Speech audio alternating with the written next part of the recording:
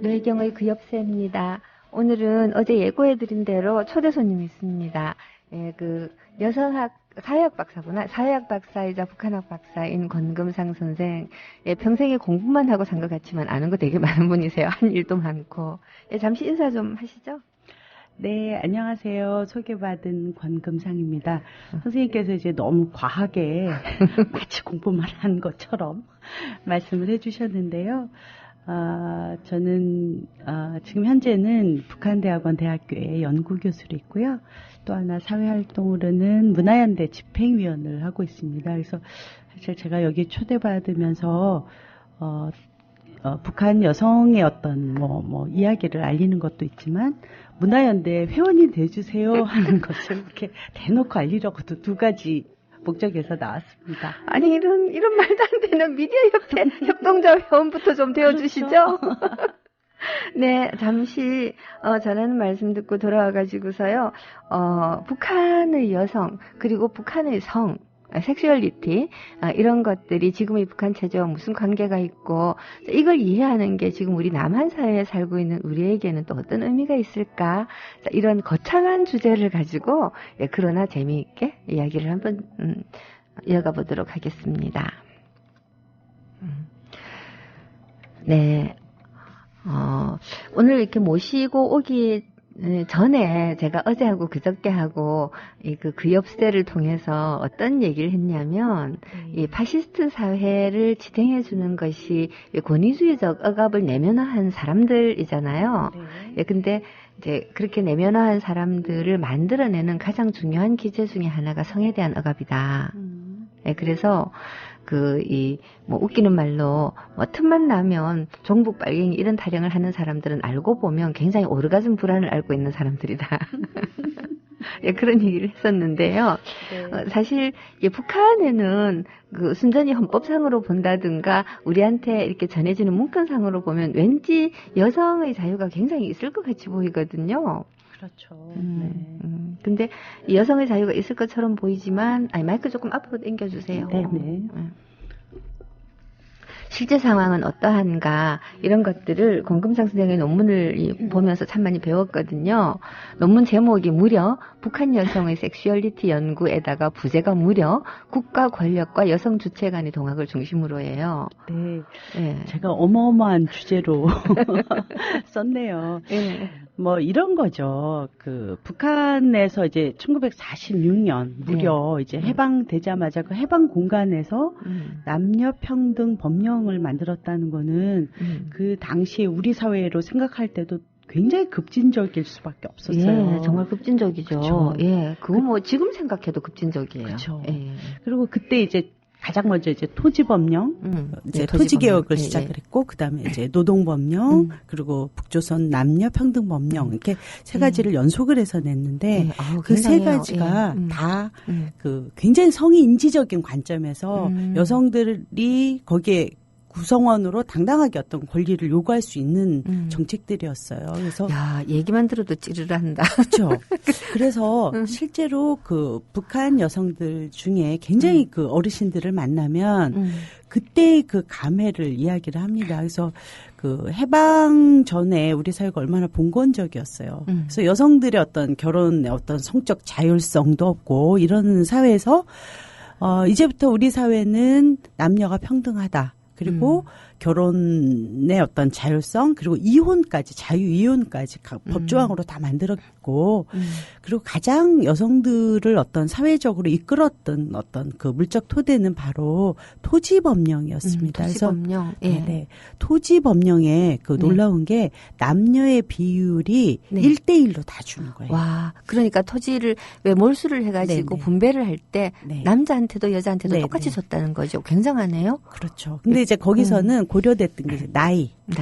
그건 아마 노동의 국가가 바라본 게 여성들이 이제 뒤로 갈수록 이제 좀 노동력이 떨어지니까. 그렇죠.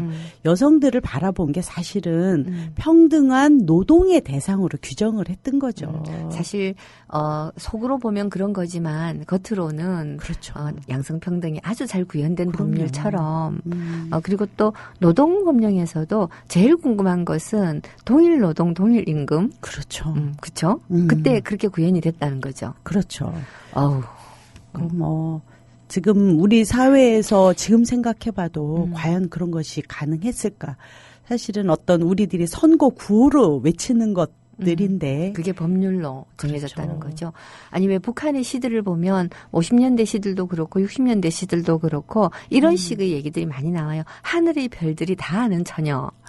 이 처녀가 어떤 처녀냐 하면 뭐 이렇게 왜 이 땅을 개간을 해가지고 흙 속에 파묻힌 돌멩이 같은 걸 걷어내고 농사를 지을 수 있는 땅으로 만들어내는데요. 네네. 자, 이거를 그 동네 사람들이 함께 일을 하는데 이 처녀 혼자서 그 남아가지고 밤새 그 돌을 가려내어가지고 혼자서 남자 어른 20명이 막 한 달 동안 할 만한 거를 혼자서 며칠 동안 다 해내고 이러는데 그 처녀는 자기가 그랬다는 거를 전혀 아무에게도 말을 안 해요. 하지만 하늘이 별들이 다 아는 거예요. 이런 시들이 되게 많이 나오고 천리만 영웅을 다룬 소설들이나 시들에도 보면 여성 주인공이 진짜 많이 등장하거든요. 저는 정말 그게 가능할 수밖에 없었고 네. 굉장히 자발적으로 여성들이 참여를 할 수밖에 없었던 것들이 바로 굉장히 억압받던 여성들에게 사회적인 호명이었던 것 같아요. 그렇겠죠. 뭐 전쟁에도 보면 여성들이 총을 들고 이게 남자들보다 훨씬 열렬하게 참여하고 그랬죠. 예, 그럴 수 있었던 게 이제 법률적인 토대를 통해 가지고서 양성평등이 제도적으로 이렇게 보장이 되어 있었다. 근데 실제 상황은 모르겠어요. 전쟁 때까지는 어땠을지 몰라도 실제 상황은 정말 그게 제대로 실현이 되었을까라는 게 한 가지 궁금해요. 그리고 또 궁금한 것은 지금 보면 이 사회주의 체제를 건설하겠다라고 한 67년 이전의 북한과 달리 유일 지배, 네. 유일 사상 지배로 넘어갔던 시절은 우리가 어떻게 봐도 파시즘이거든요. 그렇죠. 예, 근데 그렇게 넘어가면서 과연 이러한 이 양성평등 기조의 여성 정책이라고 하는 게 어떻게 변질됐는가 이런 것들이 종합적으로 궁금한데 너무 큰 이야기니까 차근차근 좀 해봐 주시죠. 네. 우선 이제 첫 번째. 네. 여성들에 대한 어떤 이런 정책들이 어떻게 이제 변질됐는가를 우선 말씀을 드릴게요. 네. 북조선 남녀 평등 법령에는 분명히 여성들의 어떤 성적 자율성을 굉장히 전면적으로 내세웠어요. 네네. 그 전까지 여성들은 사실은 우리 사회에서 이렇게 사람이 아니었잖아요. 그렇죠. 애 낳는 기계. 그렇죠. 여성들은 그냥 하부 노동력, 그렇죠. 소하고 비슷한. 네네. 집안의 어떤 뭐 농사라든가 그 가정 내 재생산을 위한 그런 대상이었을 뿐이지 사회적으로 여성이요. 그 여성이라는 말조차도 사실은 굉장히 근대성의 호명이잖아요. 그렇죠. 예. 그러니까 늘 부녀자, 뭐 아낙네였다가 여성으로 호명받고 그리고 국가에서 땅을 주고 나가서 일해라. 그리고 평등하다 이런 말에 어느 여성이라고 혹하지 않을 수가 있겠어요. 그렇죠. 그랬지만 실제로 그 문건들이나 보면 다 그랬던 것도 아닌 거예요. 아, 그래요? 그렇죠. 그건 뭐 그래요? 우리 사회에서도 마찬가지죠. 일을 하고 싶어하는 여성이 있는가 하면 또 그런 걸 싫어하는 여성들도 있었고 뭐 여러 가지로 나타나지만 그럼에도 불구하고 국가가 구현하고자 했던 어떤 큰 틀은 그냥 그래도 그때 당시는 계속 이렇게 지속이 될 수밖에 없었는데요. 그런 것들이 보면 이제 우리 사회에서는 이렇게 사람들이 이제 착각을 하는 게 북한은 곧 망할 것이야. 망해야 하는 나라. 뭐 이렇게 보지만 사실 우리들이 보면 가난하다고 망하진 않지 않아요. 그렇죠. 가난하다고 망하진 않죠. 그렇죠. 그러니까 국가가 어려울 때, 그 전쟁이라든가 이런 것이 있을 때, 우리도 뭐 어떤 국가가 어려우면 뭐 금모기를 한다든가 뭐 이런 것처럼 여성들이 자신들이 국가에 대해서 어떤 보답을 해야 된다는 이런 의식들이 굉장히 강했던 거죠. 아, 그러니까 이 법률적으로 양성평등을 규정해 준 것에 대한 고마움을 갚아야 한다. 그렇죠. 아닌 게 아니라 참 중요한 것 같아요. 그런 부분들이.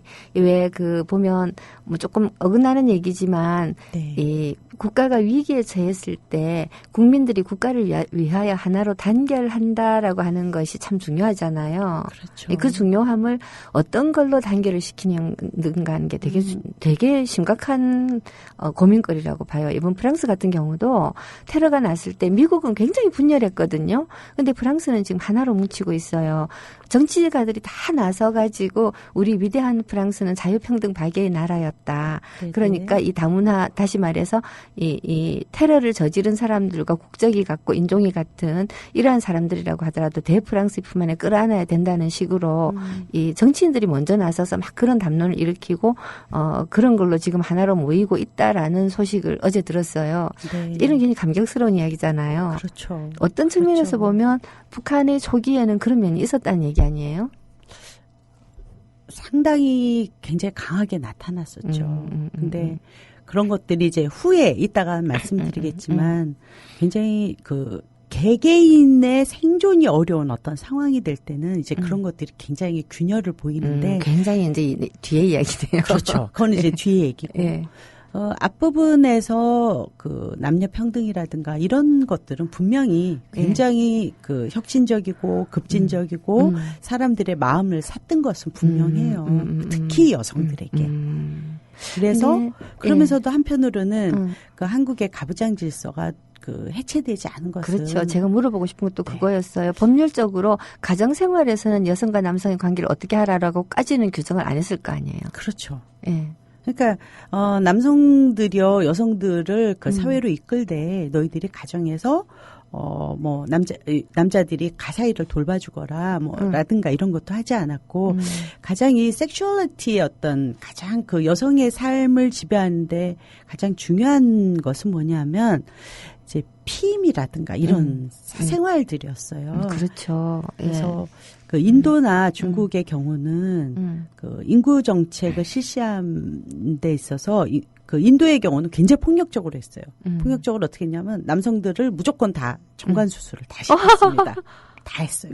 나라가요? 네, 강제로? 90몇 %를 했습니다. 근데 남성들에겐 너무 그게 상처였던 거죠.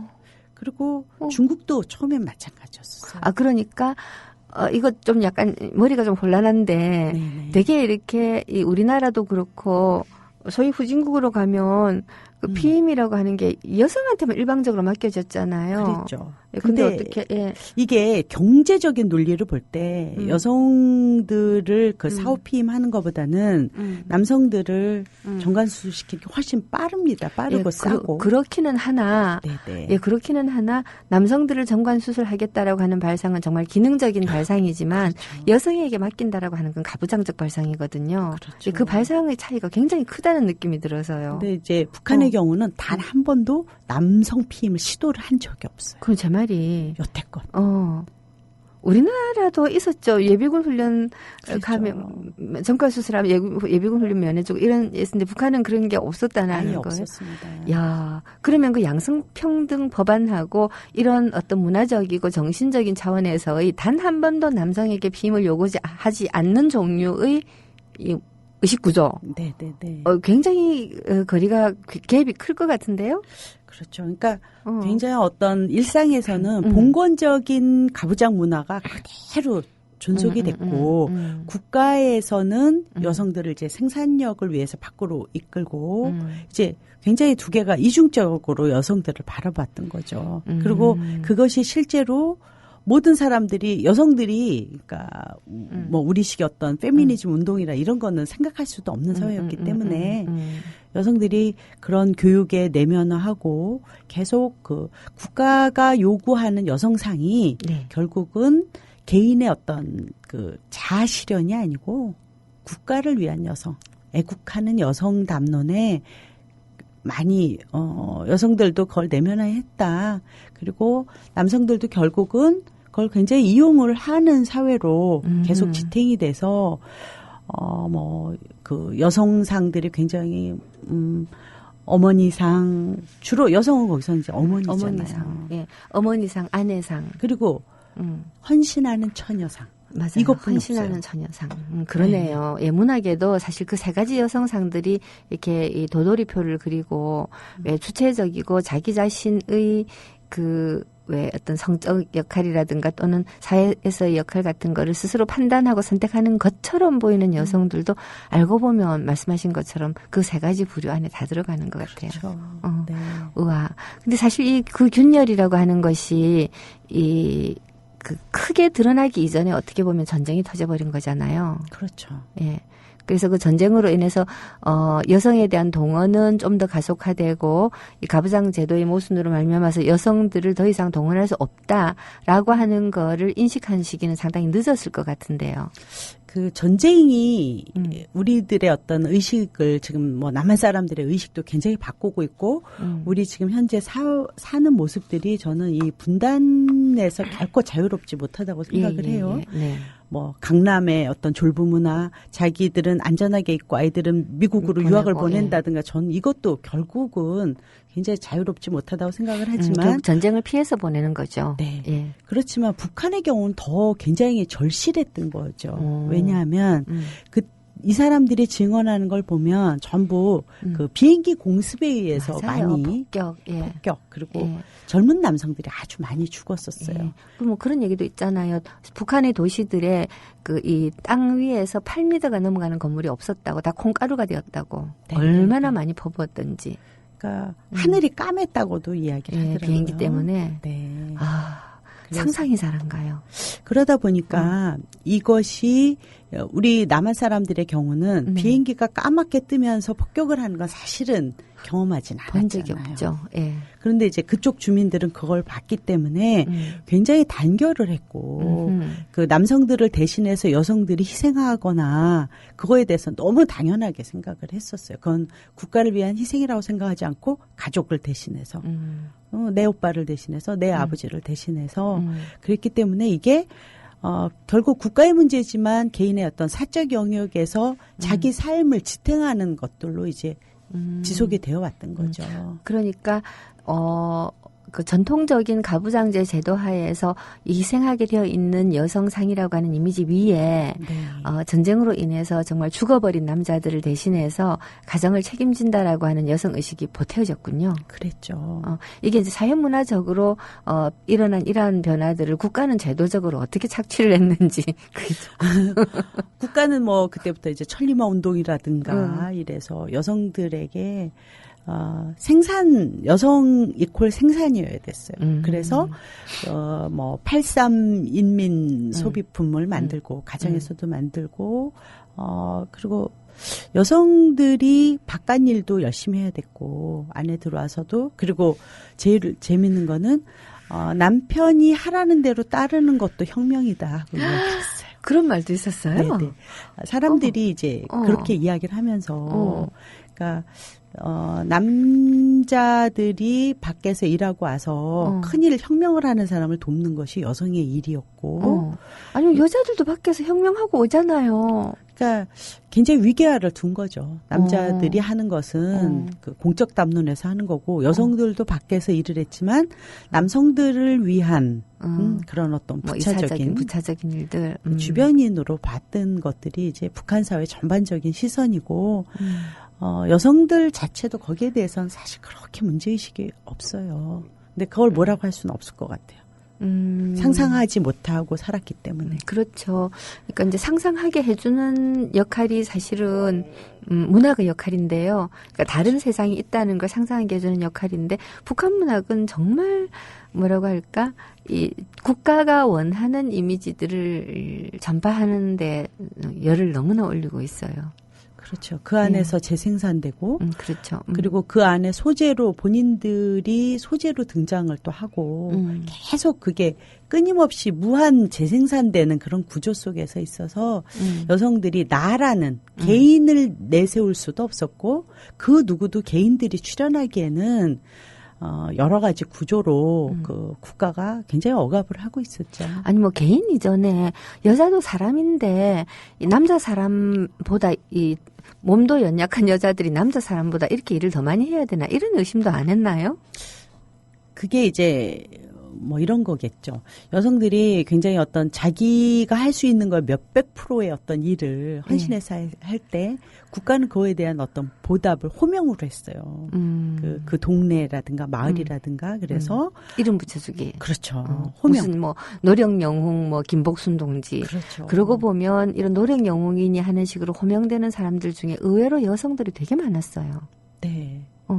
왜냐하면 남성들은 어떤 지위를 가지고 자기 지위에서 일을 하지만 여성들은 사실은 지위가 없는 상태들이잖아요. 아, 그렇구나. 그렇죠. 단지 칭찬과. 예. 지금도 북한에서 여성 정치가의 비율이 많지는 않죠? 많지는 않죠. 하지만 그래도 일정 정도는 계속 유지되고 있고, 근데 이제 중요한 어떤 의사결정을 하는 구조들은 아니고, 여맹이라는 것이 그래도 이렇게 뭐 전체 그 여성 노동자들이라든가 이렇게 대표하기 때문에 그거는 일정 정도는 계속 유지해오고 있어요. 그래도 그런 거 보고 있으면 되게 좀 이상한 게요. 좀 이제 옆으로 세지만 옛날에 개혁당을 만들 때 우리 이제 저 같은 사람들이 개혁당에 여성위원회를 두자라고 남자들이 얘기를 하더라고요. 그래서 안 된다. 여성회의를 두자라고 했거든요. 그게 뭐냐 그러길래 또 하나의 정부다. 이 모든 위원회에 일정 수 이상의 여성 비율이 들어가야 하고 그리고 그 일정 수 이상의 여성 비율이 들어가는 여성들을 통합해서 개혁당의 모든 정책을 성인지적으로 가지고 갈 수 있도록 하는 역할을 하는 게 여성회의였어요. 네네. 이걸 만들다라고 주장해갖고 관철을 했거든요. 네. 그러니까 여성회의 의장의 서열은 당에서 2위죠. 물론 2위일 수밖에 없지만 여자가 당대표가 되면 제일 좋겠지만 그게 안 되니까. 이제 근데 그런 식으로 해가지고서 이런 구조를 만들고 비례대표 51%를 하고 하면서 여성의 비율을 끊임없이 높여가기 위해서 노력을 하는 가운데 깨달았던 게 심지어 여성들조차도 여성위원회라고 해서 무슨 복지위원회, 노동위원회, 뭐 무슨 재정위원회, 무슨 위원회 중의 하나의 부문으로서 여성이 존재한다라고 하는 것에 대해서 문제의식이 실제로는 그렇게 많지 않았어요. 지금 현재 뭐 가장 대표적인 게 여성가족부가 아닐까요? 그렇죠. 이 여성가족부는 단지 사회 내에서 지나치게 불평등한 이 여성과, 그러니까 여성가족부라는 말이 틀려 먹은 거예요. 여성부죠. 여성부라고 해야 되는데 그런 어떤 불평등한 구조를 회복하고 그다음에 모든 분야에서 성인지적 관점을 높이고 하는 작업을 하고 다 되면 사라지면 되는 부서지만 그렇죠. 그게 안 될 때는 좀 더 높은 단위에서 이렇게 사실 이 여성부총리라도 만든다든가. 그럼요. 네. 여성들에 대한 어떤 성인지적인 정책들이 잘 실현되고 있는가를 모니터링하고 맞아요. 해야 되는 기관인 거지. 거기서 단독으로 여성에 관련된 어떤 정책을 낸다는 거는 굉장히 이건 아이러니한 기껏 해봐야 뭐 성매매 금지 특별법이라든가 뭐 이런 정도밖에는 못 해요, 사실은. 그렇죠. 여성 하나만 딱 떼어놓고 보면 가장 눈에 두드러지는 게 그런 거잖아요. 그러니까 불법에 관한 것만 관리를 하겠다는 건데 실제로 우리 삶들이 불법하고 닿는 부분들이 솔직히 얼마나 되겠어요. 많지 그냥 않죠. 불평등이 만연한 거죠. 불평등 자체로 그게 하나의 불평등이 내면화된 인간들을 지속적으로 만들어낸다는 것도 참 보면 슬픈 일인데요. 북한 사회도 비슷한 구조로 굴러갔을 것 같거든요. 그렇죠. 예, 그냥 역사적으로 크게 봐가지고 저는 항상 67년을 북한에서 좀 무시무시한 변곡점이라고 얘기하는데요. 그 다음에 이제 90년대 초반이고. 그렇죠. 예, 근데 이 67년까지는 어쨌든 겉보기로 양성평등의 기조가 지속적으로 유지되면서 이 사회 속에서 여성의 역할이 차츰 이 전통적이고 봉건적인 방식의 여성 성역할을 극복하지 못한 상태로 일종의 생산 담당자가 되는 걸로 고착화 되어 갔다라고, 말씀하시고 계신 거죠? 그 안에도 살짝 이제 큰 하나의 이제 변곡점은 뭐냐면 56년에 자유 이혼을 불허하게 됩니다. 그래서 북한에서 이상하다. 이 소련에서는 스탈린이 죽으면서 자유가 생겨나던 무렵이었잖아요. 그렇죠. 근데 왜냐하면 50년대 이제 전쟁이라는 걸 경험을 하고 나서 53년 이후부터 가족들을 모아 보니까 굉장히 어떤 가정들이 이제 분열이 생기기 시작을 했던 거예요. 그리고 재구성되기 시작을 했어요. 그러면서 여성들이 그때, 이혼도 많이 하고, 무능력한 남성들에 대한 어떤 거부, 그동안 굉장히 고답적이고 이러면서 이런 사람들에 대한, 그리고 그 전쟁 때를 통해서, 또 다른 사람들이 이제 눈을 띄었던 것 같아요. 그러니까 여성들을 다시 이제 붙잡는 걸로 쥐고, 네네, 그것이 이제 가족 이혼을 일단 그 재판 이혼으로 하도록 합의 이혼이 없는 거예요? 합의 이혼이 없이. 네. 어머. 네. 그러면 정말 서로 같이 살기 싫은 부부조차도 네. 정부에서 허락을 안 하면 이혼 못 하는 그렇죠. 거네요. 그럼 서로 정말 합의에 의해서 니하고 남남인데 제도적으로만 부부다. 그러니까 우리 따라 각자 놀자라고 하는 거 이런 일이 발생을 하면 어떻게 해요? 뭐 말인즉슨 요즘은 합의 이혼이 되는 것 같이 이야기를 하지만 대부분의 귀책 사유가 다 여성에게 있을 경우에 되고 여성이 요구할 때 그러니까 남성이 그쪽에서 이제 부하한다고 바람피는 것들이 부하한다고 얘기해요? 네. 부하라고 이야기를 해요. 부하라. 완전 느낌이 좀 이상해요. 그렇죠? 뭐 알깐다 이런 뜻인가? 그렇죠. 알까기 뭐 이런 것 식으로인데 바람핀다는 말을 하지 않고 전부 부하한다고 이야기를 해요. 부하 사건. 남자가 알을 까고 다닌다 이 소리는 그런가 봐요. 말 진짜 재밌다. 저도 이제 옆으로 세자면. 네. 북한 사람들의 그 언어를 보면 네. 굉장히 뭐라 그래야 되나. 인디언식의 어떤 직관적인 이야기들 확 와닿지 않나요? 그런 표현들이. 그렇죠. 예. 네, 그래서 우리의 그 바람 핀다는 게 이게 이 바람이 굉장히 이렇게 모호하다면 부하 알까기는 굉장히 모호하다. 너무 정확해. 그렇습니다. 그래서 그때부터 예. 사실은 그 남성들이 여성들을 억압하는 것이 제도적으로 이제 탁 한번 접고 들어가는 시기였죠. 예, 그러니까 사회적으로 여성과 남성의 지위를 동등하게 만들었던 법률들이 네. 이 자유이혼 불허라고 하는 과거의 제도를 한 번 더 공고히 하는 법률 제정을 통해서 네, 남성들에게 이거는 그냥 바깥에서만 그런 거고 안에서는 우리야. 이제 이런 게 딱 이렇게 된 거군요. 56년이 여성의 역사에서는 상당히 큰 변곡점이었겠네요. 그렇죠. 그렇지만 여성들의 경우에는 국가의 어떤 그런 그 정책에 크게 뭐 이렇게 대응하지 않았던 걸로 이제 나타나요. 그리고 실제로 그 46년에 그 이루어진 그 남녀평등 법령 이후에 노동법령하고 같이 연결되면서 여성들이 사회에 나가서 일을 하고 아이들에게는 그 아이들을 돌볼 수 있는 직장 내 그 타가 시설들이 잘 돼 있었고, 그 심지어는 돌아올 때 아이들을 거기서 다 목욕까지 시켰다고 합니다. 와. 그래서 돌아오면서 세탁소도 있고 밥 공장도 있어서 착착 집어갖고 오는 그런 구조였었어요. 집안일에 대한 부담이 많이 덜어지긴 했겠군요. 그것도 이제 도시 중심이었겠죠. 그렇겠죠. 농촌 같은 경우는 나중에 한 60년대 초반 정도 되면 거의 다 집단 농장이 되잖아요. 네. 거기는 농장 안에서 먹고 자고 살고 하니까 뭐 그런 것들이 또 되었겠죠. 그런 것들이 이제 분화돼서 여성들의 우리처럼 시장 보고 뭘 따듬고 뭐 시작하는 그런 아주 그런 과정들 굉장히 축소해서 국가가 그런 것을 돌봄을 사회화했던 것은 여성들에게 굉장히 어떤 국가가 우리를 위해서 해줬구나. 라는 것들이 선진적이고 혁명적으로 계속 교육이 될 수밖에 없었고 실제로 자기네들도 느끼는 어떤 일상이었다고 보여져요. 야, 이게 중간에 휴식도 없이 계속 우리가 얘기를 하고 있는데 노래를 한 곡 듣고 갑시다. 네. 그 권금상 선생이 아까 김광석 노래를 듣고 싶다고 하셨거든요. 그래서 제가 임의로 골랐습니다. 너무 아픈 사랑은 사랑이 아니었음을. 륙은 영광인 줄 알아라. 저 이분을 그 중국집에서 짜장면 먹으면서 뵈서 팬입니다 하고 인사드린 적 있어요. 네. 너무 아픈 사랑은 사랑이 아니었음을. 작사륙은 노래 김광석입니다.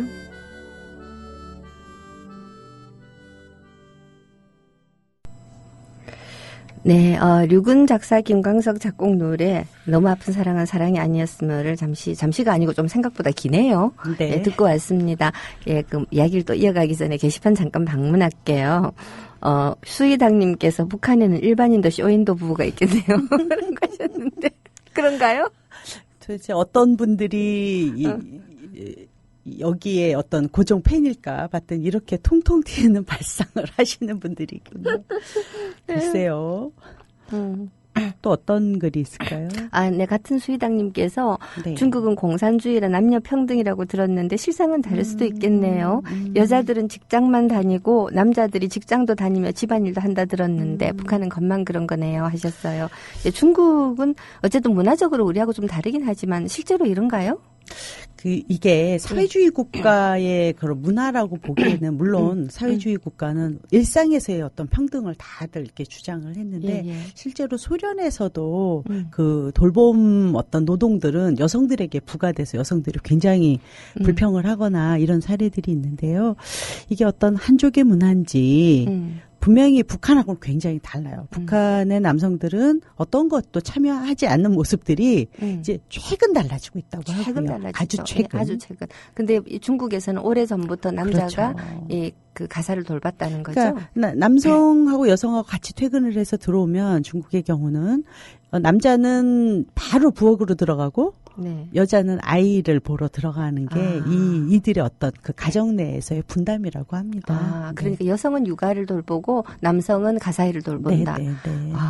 그래서 시아버지가 아침을 차려줘서 먹고 출근한 여성들이 너무 아무렇지도 않게 뭐 제가 아는 친구들도 전부 그런 문화 속에서 왜 남자가 당연히 해야지 자기 먹을 건데 왜 그거 참 어쨌든 좀 전통적인 문화하고도 관련이 있어 보여요. 그렇죠. 예, 하여튼 뭐 다시 북한으로 돌아와가지고요. 뭐 도대체 무슨 이야기를 하고 있었는지가 막 어리무중이 되어버렸습니다만은 자 이렇게 사회 제도적으로 여성과 남성이 양성평등이다라고 선포를 해놓고서 사실은 기존의 어떤 그 이 봉건적인 문화 체계로 되돌리는 정책이 다시 거듭 나오고 하면서 여성들의 지위가 어떻게 보면 과거의 이 형태로 다시 되돌아가는 그런 양상들이 많이 보였겠죠. 그렇죠. 그런 어떤 구체적인 정책들을 통해서 그런 게 그 이혼 금지 말고도 또 있었나요? 그 70년대 이제 우리나라랑 굉장히 어찌 보면 맥을 같이 하는데요. 유신 때하고 그러니까 인구 정책에서 인구 정책? 여성의 이제 신체에 대해서 이제 성통치다 하는 것이 여성이 이제 몸에 대한 어떤 가해지는 국가의 정책들이었어요. 그래서 여성들에게 성적 자율성이 있는 것 같지만 사실 인구의 어떤 재생산의 대상으로만 바라봤던 이제 정책들이 쫙 그때부터 나오기 시작을 합니다. 그래서 우리는 뭐 인구 산하 제한을 했잖아요. 북한은 그렇죠. 어떻게 했어요? 북한의 경우도 똑같았어요. 70년대에는 그러니까 전쟁을 겪고 나서는 아이를 많이 낳도록 이제 장려를 했죠. 똑같이. 그래서 그때부터 이제 다산 영웅, 모성 영웅 뭐 여러 가지가 나오는데 여기에서 좀 하나 짚고 넘어갈 게 제가 바라보는 어떤 가족 문제에서 좀 국가적으로 아쉬운 것은 우리 사회에서 볼 때 그때 전쟁이 나고 나서 이제 고아가 많이 생겼잖아요. 양쪽에 다 생겼습니다. 그런데 우리의 경우는 지금도 있는 홀트 아동복지라든가 뭐 있어서 외국으로. 그렇죠. 아이들을 이제 해외로 입양을 보낸 반면에 북한의 경우는 다 붙들고 있었던 거예요. 그래서 입양을 독려했습니다. 그래서 사실 김일성이 그때 사람들에게 아버지 어떤 이미지로 나섰던 것들이 말로만 인민의 아버지가 아니라 실제로 전쟁 고아들을 자기가 돌보는 아이들도 있었고 그 아이들을 돌보기 위한 어떤 학원 우리들에게 학원 뭐 이런 거 그렇죠. 우리들에게 학원은 저녁에 애들이 고통의 그 노란 버스 타고 가는 곳이지만 그쪽은 국가가 아이들을 먹여주고 재워주고 국가의 인재로 키우는 곳이고 그리고 또 실제로 뭐 국가를 위해 희생한 사람이 아닌 일반적으로 생기는 고아들의 경우는 사람들에게 그 옆 사람들로 하여금 입양을 하게 해서 가족을 만들어주고 뭐 처녀가 뭐 13명의 뭐 아이들을 입양한 사람들도 그런 시도 있어요. 있죠. 그래서 이제 호명을 하거나 이런 방식으로 인정을 해준 것들이었죠. 근데 어쨌든 그건 이제 하나의 옆이고 실제로 여성을 향한 어떤 성통치들은 완전히 신체에 관련된 것들로 이제 갑니다. 그래서 그 70년도에는 그 낙태를 못하게 낙태 금지를 시켰고요. 아니 산하 제한을 하면서 낙태 금지를 하면 어떡해요? 산하 제한은 그때는 이루어지지 않았고요. 산하 제한은 80년대. 우리도 똑같아요. 사실 80년대부터 우리도 그런 구호가 등장을 했죠. 70년대부터 있었어요. 우리는. 70년대는 이제 둘 만나 잘 기르자 뭐. 그랬나요? 하나도 많다 뭐 이런 구호들이 이제 좀 그 뒤에 80년대 초반이었고 70년대 말에는 뭐 덮어놓고 70년대 초에는 덮어놓고 낳다가는 거짓골을 못 면한다. 그렇죠. 그다음에 뭐 딸 하나가 10아들보다 낫다. 이렇게 굉장히 독담적인 수준에서 오고 갔는데 80년도에부터는 이제 그 아이들 둘만 낳아 잘 기르자. 그래서 그렇죠. 이렇게 나왔죠. 근데 북한의 경우는 그러면서 산하를 이제 제한을 했고 80년대에도 이제 거기서는 그래서 그 루프라는 것들이 이제 등장을 하기 시작해요. 83년도부터 이제 루프 여성의 몸에 대한 것만 했고 그 남성의 어떤 피임기구라든가 이런 거는 진짜 생각도 못했고 들어보지도 못했고 시도조차 하지 않았던 거죠. 다른 사회주의 국가도 그랬나요? 그러지는 않았는데, 그 중국의 경우는 초기에는 왜 남성들을 대상으로 했다고 했잖아요. 하지만 1972년 그 일자녀 갖기라는 정책을 실시하면서부터는 다시 여성에게 이제 피임을 하게 합니다. 그러니까 하나를 낳았으면 여성들이 낳으면서 바로 이제 난관 수술을 해버리는. 그렇죠. 그러니까 그 전까지 거의 87%의 어떤 남성의 정관 수술이었다가 확 떨어져서 남성 정관 수술이 5%로 떨어지는 거예요. 와, 그건 좀 심하네요. 그렇죠. 아까 이거 정관 수술로 해결했다는 건 우리가 방송 안 할 때 했던 얘기 같아요.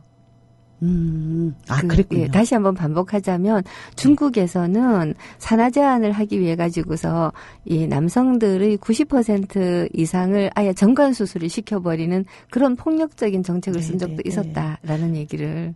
그래서 나중에 남성들이 굉장히 거세게 저항을 해서 그래서 사람들을 막 끌고 가기도 했다고 합니다. 인도에서도 마찬가지고. 세상에. 그리고 인도의 경우는 그러다 보니까 지금 현재 발생하고 있는 인도에서 심심치 않게 일어나는 성폭력 사태라든가 이런 것들이 굉장히 남성성들이 국가에 의해서 이제 억눌렸었던 거죠. 그렇게 폭발을 하는 거군요. 그렇죠. 그래서 약자인 여성을 향해서 그렇죠. 쏟아지는. 예. 사실 북한 얘기를 하면서도 이 성과 관련해서 이런 부분을 조금 얘기하고 싶은데요. 정책적으로 볼 때는 여성을 어떤 노동력, 일종의 생산을 위한 수단으로 생각을 해서 그 노동력을 어떻게 하면 국가가 최대한 뽑아 쓰느냐의 관점으로 이루어지기 때문에 사적인 그 영역, 그러니까 가정이라든가 이런 곳에서 여성에게 가해지는 폭력이 이루 말할 수 없을 것 같은 생각이 들어요. 그렇죠. 그 여성들의 삶을 이야기를 들어보면 너무나 고되게 사는 거예요. 우리들이 밖에 나가서 일하고 얼마나 힘들어요. 힘든데 돌아오면 다시 일을 해야 되고, 남성들은 뭐 자기네들이 그 직장에서 돌아오면 그 다음에 어떤 과제들도 부여되지 않잖아요. 우리처럼 바쁜 사회도 아니고. 이럼에도 불구하고 남자들이 부엌에 들어가거나 도와주면 여자를 못 쓰게 만든다. 하는 그런 교육들을 굉장히 머릿속에들 하고 살았고, 또 이해가 안 가는 것이 뭐냐면 시어머니들도 굉장히 대단해요. 아니, 자기도 그렇게 살았으면서? 그러게요. 그것도 그 46년, 47년에 조선 여성이라는 그 북한의 어떤 여성 기관지가 있습니다. 그래서 지금까지 거기서 나오잖아요. 그렇죠. 지금까지 나온 이제 유일한 여성 잡지인데요. 거기서 46년, 47년에 그 여성 담론을 보면 그 시어머니들 굉장히 비판하는 게 나와요. 며느리에게 이런 못 쓴다. 그러면서 굉장히 그런 모습들에 대해서 성찰적이고 다시는 안 할 것 같았는데 결국은 이게 여성 억압을 하면서 또다시 이제 여성 억압이 여성에 의해서 이루어지는. 그러니까 전형적으로 가부장제가 유지되는 방법이잖아요. 그게 그렇죠. 여성으로 하여금 여성을 억압하게 하고 그리고 남성 권위는 절대로 건드리지 못하게 하는 이런 식의 이 문화제도가 의식적으로 북한이 이 문화제도를 다시 재생산했다고 하기는 어떨지 모르겠지만 소위 그 김일성 유일 체제 하고는 뭐 관련이 없을까요? 관련이 있죠. 김일성 유일 체제가 만들어지면서 그 다음에 이제 전국 어머니 대회를 합니다. 그래서 1회 전국 어머니 대회를 하면서 거기서 여성들에게 그 김일성이 이야기하는 게 여성들의 임무는 공산주의 자녀를 낳아서 키우는 게 너희의 임무다. 당신의 임무입니다. 하고 이야기를 하고요. 그 전에 여성에 대한 이제 상들도 계속 이제 규정을 해줘요. 과거에 잘 먹고 잘 사는 여성 팔자는 그거는 지주들처럼 놀고 먹는 팔자다. 그래서 이제는 그런 맏며느리 상인네 이런 것들을 다 없애고 일하는 여성, 노동하는 여성만이 아름답고 그리고 여성은 어머니 대회를 통해서 이제 어머니여야 하는. 그러니까 일하는 여성이자 동시에 어머니여야 한다라고 하는 거군요. 그렇죠. 그리고 여성들이 결혼을 안 하는 것들은 있을 수 없는 북한에서는 그런 사회고. 그래서 왜냐하면 공산주의 자녀를 낳아야 여성이기 때문입니다. 갑자기 막 궁금해지는 게 그러면 여성이 그 어떤 이 빌헬m 라이히가 얘기하듯이 네. 아니 인간이 순전히 애를 낳는 것이 그 여성의 목적이라면 뭐 때문에 여성의 몸은 한 달에 한 번이나 두 번 정도만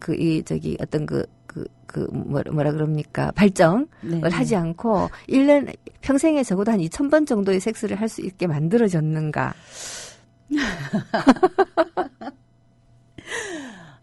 북한 여성들에게 이제 제가 그 인터뷰를 했어요. 네, 사실은 이제 그 친밀성의 영역에서 여성들에게 했는데, 이제 거기서가 바로 이제 국가가 바라보는 여성 상들이 바로 일상에서 나타나는 거예요.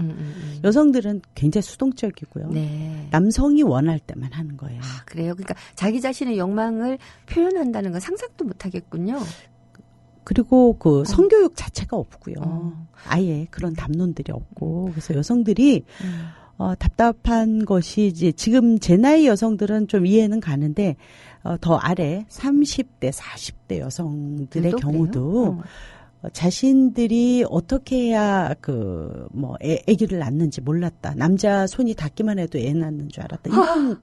아니 무슨 그런 1950년대 같은 이야기를. 심지어는 지난번에 이제 윤창중 사건. 네, 사건이 있을 때 북한 이탈 주민 여성들의 반응이 전 굉장히 놀라웠습니다. 이렇게 얘기를 해요.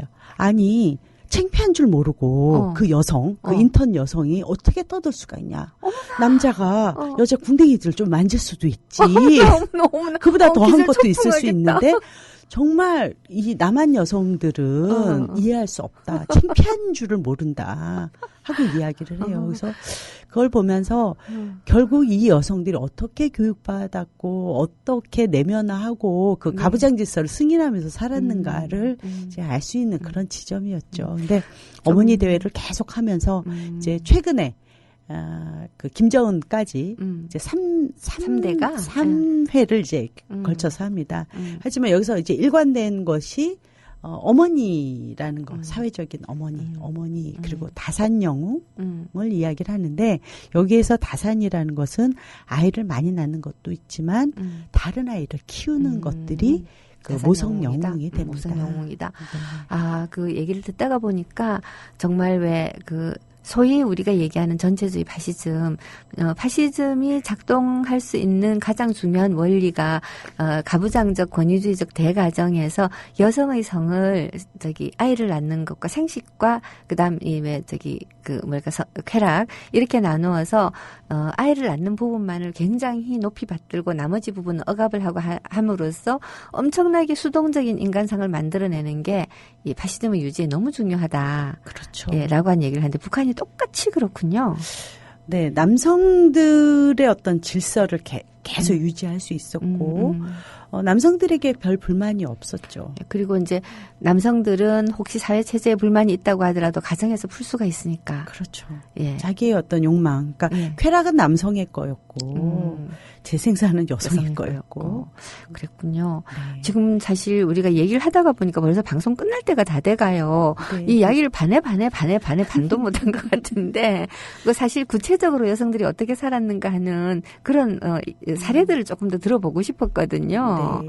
아이고, 그러네요, 시간이. 예, 내일로 미뤄야 될 것 같고요. 네. 자, 오늘이 마무리로서 이제 북한이 사회주의 체제로 시작을 하면서 양성평등의 기치를 드높이 들었으나 그 뒤에 정말 너무나 많이 가부장제가 오히려 강화되는 모습을 보였다라는 말씀을 쭉 해주셨는데, 자, 그러면 지금의 북한 헌법이라든가 제도들도 그러한가요?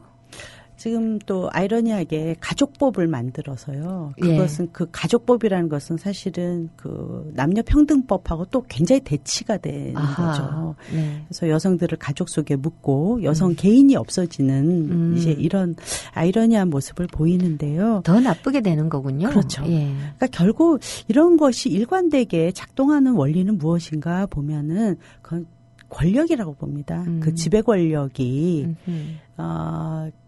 자기의 권력을 유지하기 위해서 어떤 틀 속에서 계속 여성들을 그렇게 여성의 성이라든가 신체를 담론화하고 그것이 사회의 미풍인 것처럼 실제로 어떤 통치가 일어나는 것들은 그 푸코가 말한 것처럼 가정의 어떤 일상생활에서 미시물리하게 작동을 해야 가장 쳐다보지 않아도 스스로들 다 그런 걸 지키잖아요. 하죠. 이 가정에서 가정교육이라고 하는 걸 통해 가지고 기존의 질서를 지키는 것이 중요하다라고 계속 가르치는 거죠. 그렇죠. 네. 그러니까 그런 모습들에 의해서 결국 여성의 성, 여성의 신체라는 것은 북한 사회를 떠받드는 그러니까 위에서 누르기도 하지만 여성들 스스로가 자발적으로 동참하고 그것이 규범이라는 이름으로 사회주의 도덕 규범이라는 이름으로 그 사회를 떠받드는 굉장히 내구성 있는 기제로 작동하고 있는 것이 분명합니다.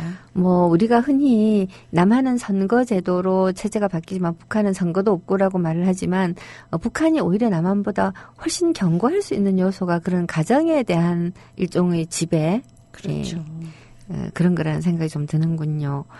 네. 네. 오늘 되게 감사한데, 북한 여성 이야기를 하려면 사실 고난의 행군 이후에 여성들이 어떻게 변화했는가 하는 게 지금 우리가 바라볼 때 굉장히 중요한 요소잖아요. 그렇죠. 예, 그 얘기를 구체적으로는 다음 시간에 내일 해야 될 것 같지만 짤막하게 1분에 걸쳐서 얘기 좀 해주십시오.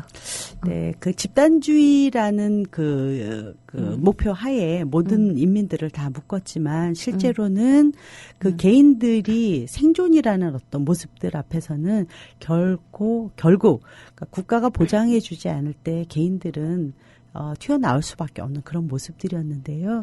바로 그것이 이제 고난의 행군이었고 그런 이야기들은 내일 또다시 초대를 해주신다고 하는 네, 내일 만나서 말씀드리겠습니다.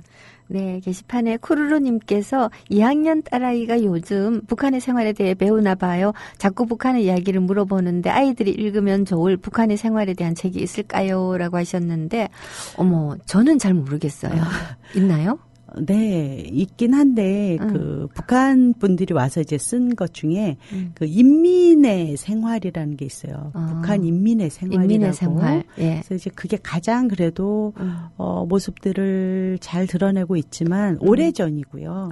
지금 현재의 어떤 고난의 행군 이후의 모습들은 거의 없고, 그리고 계속 어떤 수동적인 사람들로 바라보지만, 그 북한 인민들의 생활이라는 책을 보면, 어떻게 일상생활들이 굉장히 작동하고, 스스로들은 굉장히 편안하게 살고 있었거든요. 우리가 보기에만 어떤 허수아비들이지, 그렇지만은 않은 모습들을 볼 수 있습니다. 네. 쿠루루님, 인민의 생활이라는 책이 아마 도서관에는 있지 싶어요. 네. 한번 찾아보십시오.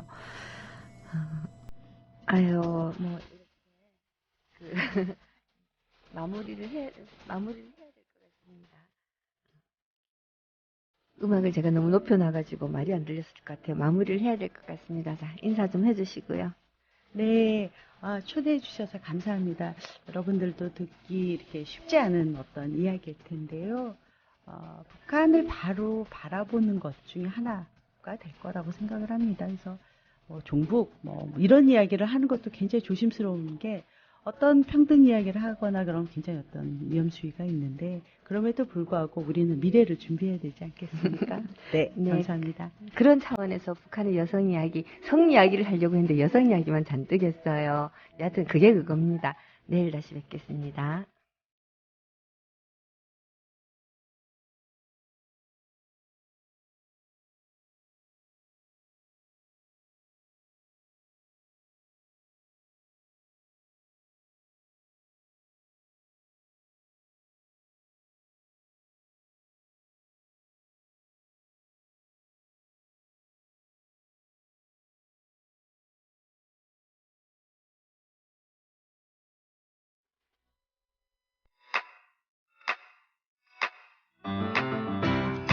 국민라디오 지지하는 4가지 방법 아시나요? 다운로드하기, 별점 주기, 댓글 달기, 구독하기. 국민라디오를 보다 많은 이들에게 전할 수 있는 가장 손쉬운 방법. 다운로드하기, 별점 주기, 댓글 달기, 구독하기. 잊지 마세요. 다운로드하기, 별점 주기, 댓글 달기, 구독하기.